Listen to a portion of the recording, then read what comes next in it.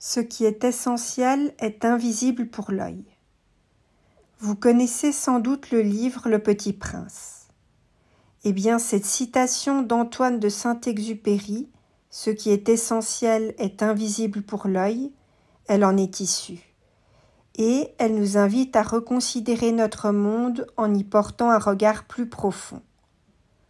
Ce proverbe suggère en fait que les vraies réalités, c'est-à-dire les réalités les plus importantes de l'existence, elles se mesurent ni par l'apparence physique, ni par la perception immédiate. Saviez-vous que l'essence des choses, des êtres et des liens échappe à nos sens matériels ? Dans notre société moderne, la tendance de juger à travers l'œil, elle est grande. L'apparence physique, la réussite extérieure, les possessions matérielles. Pourtant, ce qui en fait constitue les véritables richesses d'une personne ou d'une relation, comme la tendresse, la loyauté, la confiance, la bonté, ça se voit pas. Si on va plus loin dans nos considérations, l'amour, l'amitié, la foi, la sincérité sont autant plus de réalités fondamentales qui se ressentent, qui se vivent, mais que pourtant l'œil seul ne peut pas saisir. D'un point de vue psychologique, ce besoin d'aller au-delà des apparences touche directement la capacité de l'être humain à développer un attachement sécurisant, de l'empathie et de la compréhension émotionnelle. En fait, les carences affectives et les blessures psychologiques en général se développent pas d'un manque d'images ou de gestes, mais de l'absence de ces présences invisibles qui nourrissent pourtant l'âme. L'essentiel pour bien se construire émotionnellement est caché aux yeux. Il se crée dans le non-dit, dans le ressenti profond, dans l'invisible que seul le cœur est capable de capter. Que se passe-t-il dans l'amour ? Eh bien, en fait, aimer, c'est pas tant voir l'autre, mais c'est le ressentir et l'accueillir dans toute sa profondeur.